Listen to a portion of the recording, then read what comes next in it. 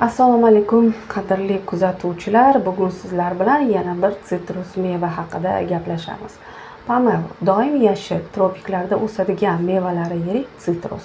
Mevaning qalin po'chog'i yashil yoki sariq, bo'laklari esa ta'mi achchiq parda devorlar bilan ajratilgan. Meva 3 xil bo'ladi. Etining rangiga qarab, qizil, oq va pushti. Pomelo eng yirik sitrus bo'lib, eng yirik oq pomeloning og'irligi 10 kilogramgacha yetishi mumkin. Pomeloning vatani Malayziya va Xitoy sanaladi. Xitoy qadimgi qo'l yozmalaridagi ilk qaydlar eramizdan avvalgi 100 yilga taqaladi. Pomelo to'kinlik va farovonlik ramzi sanaladi. Shuning uchun Xitoyda uni yangi yil arafasida bir-birlariga hadya qilishadi va ko'plab an'anaviy taomlar tayyorlashadi. Tailandda meva ma'budlarga tuhfa sifatida keltiriladi. Yevropaga mevani Britan dengizchilari 14-asrda olib kirishgan. Pomelo ko'pincha greypfrut chatishmasi sanashadi. Ammo unday emas. Pomelo mustaqil meva bo'lib, uni apelsin bilan chatishtirib, greypfrut olishgan. Keyinroq pomeloni oq greypfrut bilan chatishtirib, ko'proq yashil mandaringa o'xshaydigan sviti mevasini hosil qilishgan. U 1984-yilda Isroilda paydo bo'lgan. Olimlar mevani greypfrutdan shirinroq chiqarishga urinishgan. Pomeloning qanday foydali jihatlari bor? Uning tarkibida ko'plab vitaminlar A, C, B1, B2, B5, minerallar, kalsiy, kaliy, temir, fosfor, natriy, kletchatka, organik kislotalar va efir moylari bor. Dietologlar mevani turli parhezlar tarkibida tavsiya qilishadi. Pomeloning almashinuv jarayonlarini tezlashtirish xususiyati tufayli yig'ilgan yog'lar eriydi va vazn tashlash jarayoni faolroq kechadi. Shuningdek, pomelo tarkibida ko'p miqdorda mavjud bo'lgan kletchatka hazm qilishga ijobiy ta'sir ko'rsatadi. Zaharli moddalar va xiltlarning chiqishini tezlashtiradi. Oziq moddalarning so'rilish darajasini oshiradi.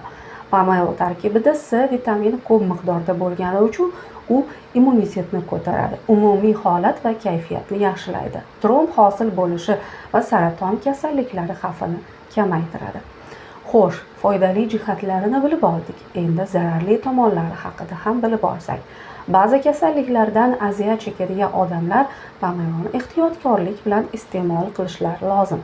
Kislotalarga boyligi uchun u oshqozon yarasi, kislota darajasi yuqori va boshqa oshqozon ichak trakti kasalliklaridan qiynaladigan odamlarga aslo tavsiya qilinmaydi.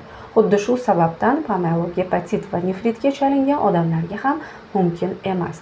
Barcha sitrus mevalar singari u ham allergen. Shuning uchun homilador va emizadigan ayollar bolada allergik reaksiya chaqirmaslik uchun bu mevaga ruju qo'ymasliklari lozim.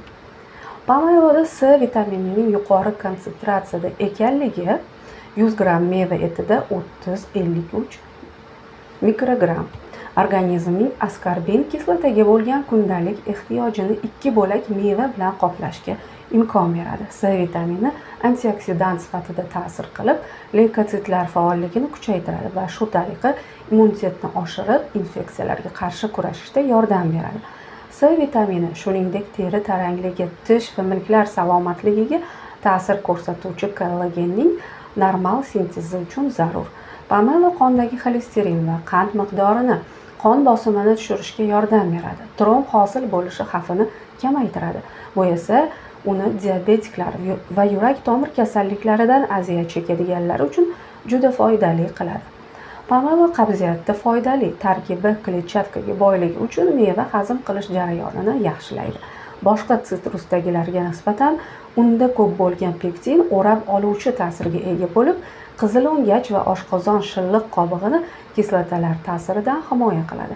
Pomelo tarkibida boshqa mahsulotlarda bo'lmagan bir ferment mavjud. U yog'larning erishini tezlashtiradi va oziq moddalarning so'rilishini yaxshilaydi. Shuning uchun u dietologiyada qimmatli sanaladi. Qolaversa, uning kaloriyasi kam. Pomelo kosmetologiyada ham qo'llaniladi.